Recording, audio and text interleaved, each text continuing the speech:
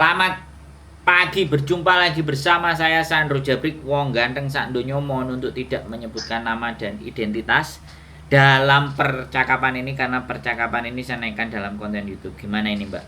Aku kudu piye, Mbak? Kok gini Mas Sandro ya. Boleh.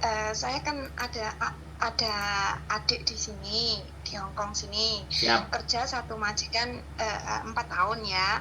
Nah, ini kebetulan dia finish kontrak tapi dalam keadaan sakit. Siap. Sebelum finish kontrak itu dia sebenarnya udah ke rumah sakit untuk fukjan, untuk itu loh, di kepalanya ada benjolan gitu tapi bukan kanker gitu loh. Nah, itu kan bisa nindihin apanya gitu, jadi bisa sewaktu-waktu tuh pingsan gitu loh, perlu operasi lah. Sementara ini agent nggak mau tanggung jawab. Kebetulan agent takut gitu katanya, itu karena dia kebetulan juga finish kontrak, jadi agent nggak mau memperpanjang gitu loh. Sementara majikan itu masih mau menolong dia gitu. Gimana caranya ya kok? Misalkan kontrak mandiri atau mungkin di tempatnya Koko ada ya yang agent bisa menerima gitu? Ya bisa lah. Tinggal Bisa renew, ya? tinggal renew aja nggak masalah. Terus gini, Iya, udah apa belum?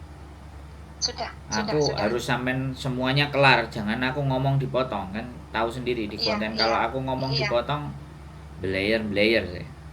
Iya. Makasih kok, iya. Jadi kalau sudah gini, majikan kan berarti masih mau renew dia.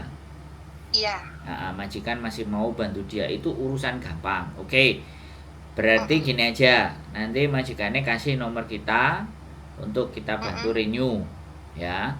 Nah, setelah dibantu renew, harusnya si mbaknya harus appointment untuk operasi atau apa ke rumah sakit, ya.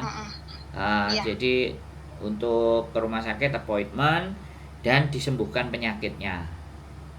Kapan Iya, operasinya, kapan bla bla bla bla bla bla bla. Dan otomatis ini kan baik, majikan masih bantu, nggak ada masalah. iya. Jadi sebenarnya persoalannya cuman gitu aja, tinggal di renew aja. Kalau visanya dia Iya, hidup iya. masuk ke rumah sakit kan ditanggung, apa Iya, ditanggung iya. majikan biayanya. Iya. Kalau majikan Majikannya nggak mau, baik gitu loh kok. kalau majikan nggak mau bayar ya, opo majikannya sing orang Hongkong tak ajari untuk jaluk sosial welfare. Opo majikannya wis terlalu kere sehingga gak mau bantu, gak ngasih biaya, itu gampang banget. Kalau sudah di tangan majikan dan majikannya membantu dan mau untuk proses operasinya, itu nggak perlu orang-orang kayak saya. Yang perlu dibantu orang-orang kayak kita itu yang nggak punya identitas, yang overstay, yang paper kalau sakit. Iya. Ya, Tapi ini kok agentnya nggak mau itu, atau mungkin gimana ya kok ya, saya juga nggak tahu. ya kan nggak mau repot dengan urusan KJRI. Oh. Karena kalau Ya berarti kalau ada yang sakit ya Mbak, kalau ada yang sakit iya. dan kita lapor KJRI, KJRI itu pasti nelpon agent. Nah, Iya. ketika KJRI nelpon agent, nah agentnya itu ditanyain, ini majikannya tanggung jawab gak gitu loh. Nah, kalau misalnya mau mandiri, majikannya sendiri yang mau ke KJRI untuk merenew secara mandiri, ya nggak ada masalah sebenarnya. Tapi Oh, itu peraturan, yang dengerin saya ngomong dulu, Iya. Tapi Iya, ketika maaf ya. ketika majikan sampean datang ke KJRI dan mengajukan mandiri, mesti cegeh majikan sampean nanti. Kok syaratnya akeh temen? Kenapa kok nggak pakai agent? Karena memang KJRI untuk berkomunikasi dengan langsung majikan itu jarang. Oh, iya. Jadi yang ditekan Paham. sama KJRI itu agent, Mbak. Agent yang Iya. memang dicari. Tapi kalau kita bicaranya labor, langsung ke majikan. Di situ perbedaannya. Itu beda strukturnya. Jadi KJRI itu aku nggak ngerti, ya aku mbuh skemanya dia itu. Kalau ada persoalan mesti sing ditelepon agent nih. Lah agent itu nggak mau merenew karena nggak mau repot kalau ada orang sakit. iya. Begitu ceritanya Mbak E. Bisa dimengerti dari proses apa yang saya sampaikan ini, sampean bisa memahami. Paham. Ya, tapi kok Jadi ini Koko Sandro bisa ya untuk renew di Koko Sandro ya? ya, semoga nanti kita bantu di agentnya, Iya. di Terima KJRI-nya. kasih sebelumnya ya Ko ya. Kalau perlu, Iya, nanti. kalau Iya. perlu juga anaknya juga bisa telepon. Oh iya, Jadi ini kan anaknya masih bingung nangis terus gitu. Soalnya gimana caranya ke KJRI suruh nelponnya ke saya ke sana gitu terus. Saya mikirnya ke Koko Sandro aja enak gitu. bilang sama Terus dia, langsung telepon gini. Iya. bilang sama dia, nggak usah nangis. Selama majikannya baik, nggak usah nangisan. Iya. Ya, kuncinya itu majikan. Majikan baik sudahlah.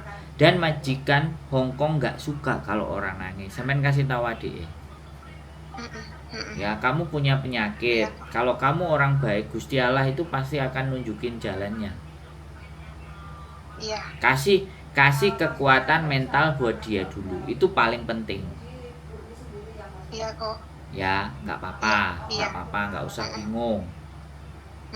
Ya, sampean saya kasih nomornya Koko ya. Ya, sampean kan juga orang baik, mau bantuin adiknya.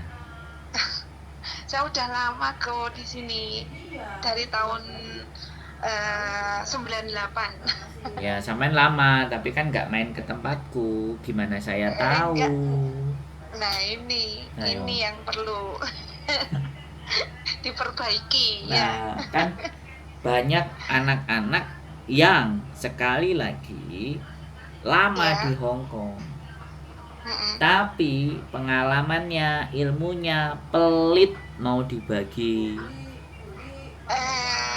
Gini loh, dari kemarin saya itu sebetulnya kepingin banget ada sesuatu yang kepingin saya kasih curhatkan ke Koko gitu ya.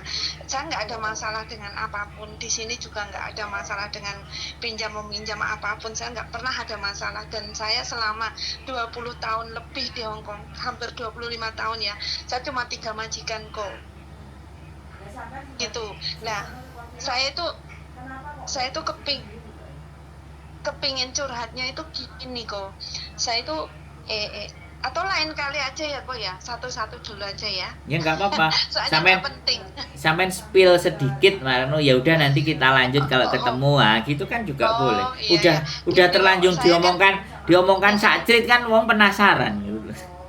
Saya kan punya anak 1 gitu ya, udah selesai kuliah, udah bekerja, udah menikah, udah mandiri lah. Tapi saya belum punya cucu gitu ya. Nah, terus saya itu waktu dulu itu kan uang ya juga habis untuk keluarga, untuk anak ya pasti ya itu ya. Nah, saya baru bisa menabung kan untuk tahun-tahun ini setelah anak mandiri, setelah orang tua selesai nggak ada semua ya kok ya, terus baru saya bisa menabung untuk diri sendiri. Nah, yang jadi masalah itu bukan tabungan saya berapa, itu soal lain ya. Yang jadi masalah itu saya tuh nggak punya keahlian apapun, karena dari mulai kecil udah masuk Hongkong kok, umur 18 tahun sampai sekarang kok. Jadi saya tuh mau pulang itu takut gitu loh kok. Itu solusinya gimana ya? Gitu loh. Siap. Kita bahas nanti kalau sampean datang ke sini ya. Iya. Mau sekarang apa nanti? Nanti aja kok, kapan-kapan gitu enak ya kok ya, satu-satu dulu ya. Boleh. Itu urusan kecil. Kalau cuman gitu aja mah kecil, Mbak. Oke? Iya, makasih Koko ya. Oke ya, sehat selalu ya. Tahu adik saya nomornya Koko, sama majikannya dia gitu ya. Siap. Terima kasih sebelumnya ya Kok ya. Sehat selalu yo. Assalamualaikum. Waalaikumsalam warahmatullahi wabarakatuh.